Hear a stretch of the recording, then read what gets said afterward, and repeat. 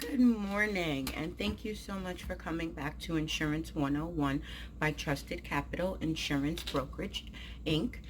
In this topic, I wanted to actually speak about those people who actually flip houses, or the coverages that you would need for those people who decide to actually have a couple of pieces of investment properties, and instead of living in them, what they actually do is they either take that investment property and they either flip it for a profit, or what they will do is they'll turn around and they'll rent it out to others as well for a profit. So there are a couple of different policies that you would need to have depending on actually what type of project you are undertaking. So I do know that a lot of people think that a regular homeowner's insurance policy covers everything, and that is definitely not the case.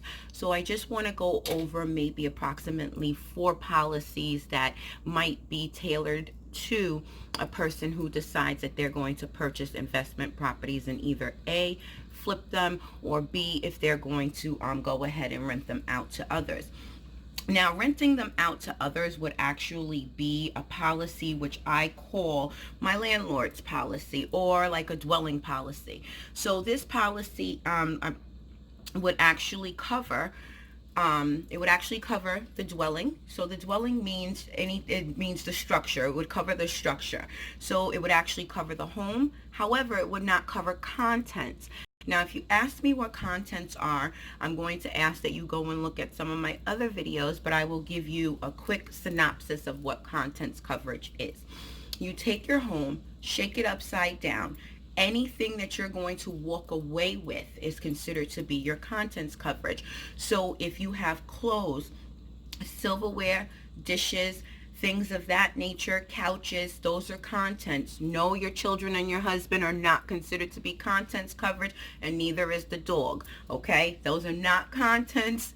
Okay, so that is not going to, so that would not be covered in this case. So the landlord policy would cover the dwelling. It would also cover loss of rent. So what do I mean by loss of rent? We all know that in the event, let's say you're renting out this property, you're actually renting out this property in order to make a profit. So what happens if a loss occurs and the property is, you're not able to rent the property due to the fact of a covered loss? Then you want to be able to still collect rent, because how else are you going to pay for it? You're not investing in this property for no reason.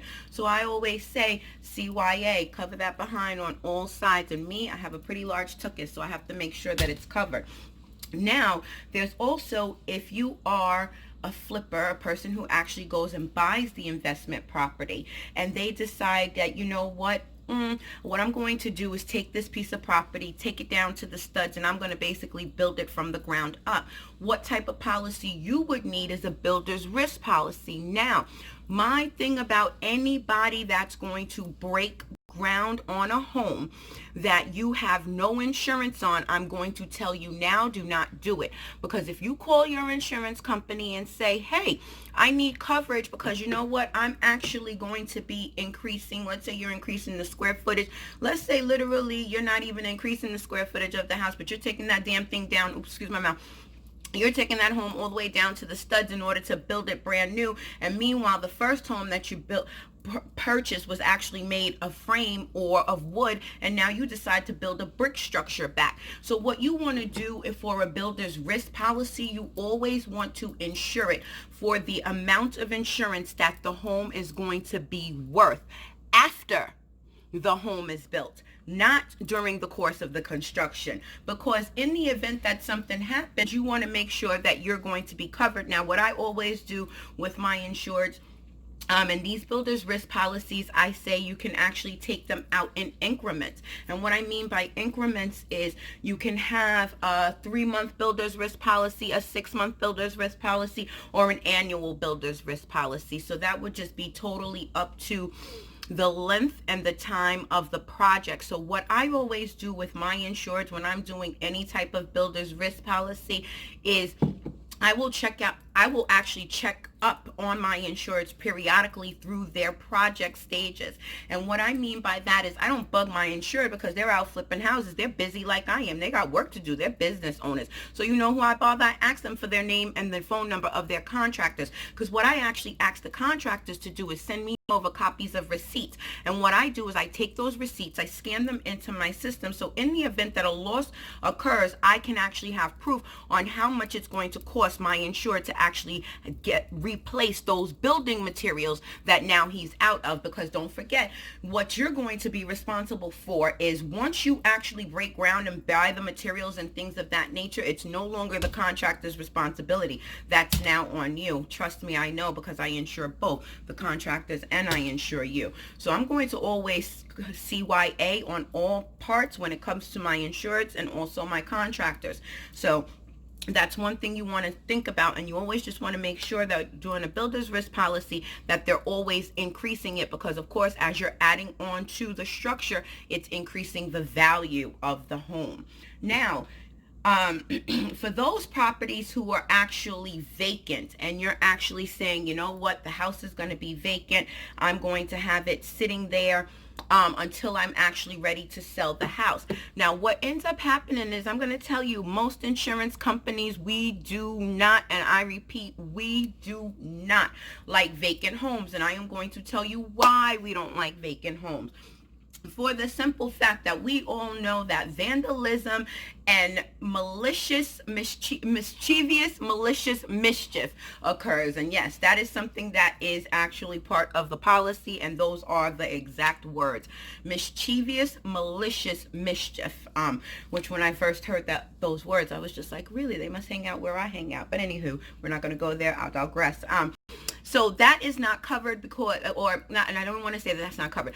Most people don't want to insure a vacant home due to that, because when people find out that homes are vacant, what do you have? Especially in the state of New York, we got something called squatters. They come in, they decide that, you know what, I'm going to stay here for a little while. And if they're a crackhead, they're going to rip the pipes up out the wall and then go take them and sell them and do whatever they want to do in order to get that money for that home. So now here it is. You've put all this money into this home. Someone comes in and they're still in the pipes and so on and so forth, and it only takes, let's say they find out that the home is vacant, they stake out the house, and don't ask me how I know, but they send someone, they stake out the house, they'll sit there on that house for how many, approximately about a week or so, have their friend break open a window, go in, whatever the case is. Now you can't get these people out of your house.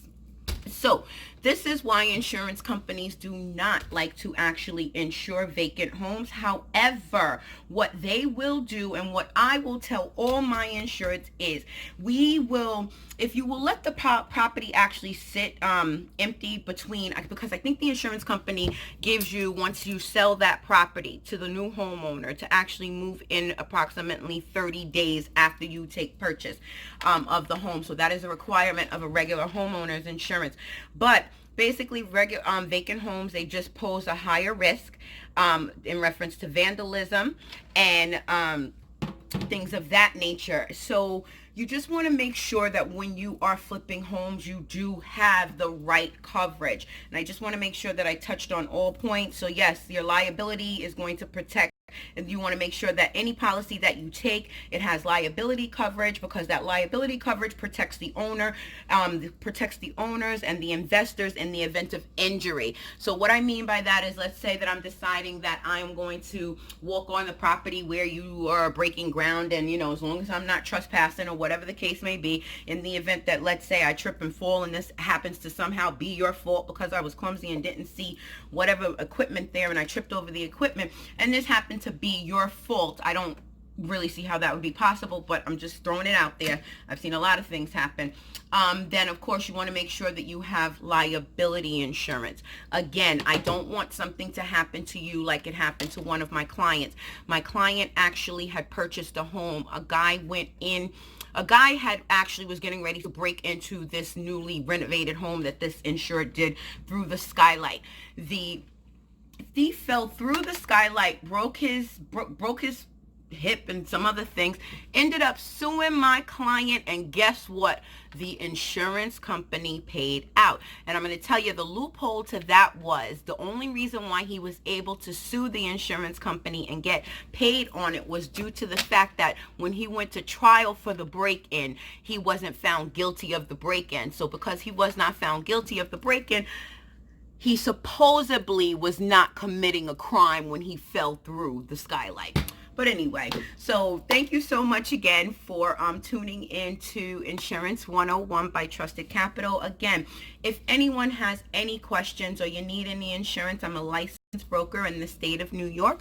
Don't hesitate to go ahead and leave me a comment, subscribe to my channel. Make sure that you press that notification bell so you'll get notified when I decide to upload any more content. And if this information is informational to you or useful and helpful to you, the only thing I ask is that you're going to share this information with your friends.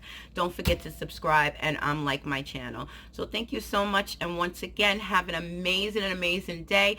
Enjoy your holiday that's coming up, and thank you so much for watching Insurance 101 by Trusted Capital Insurance Brokerage Inc.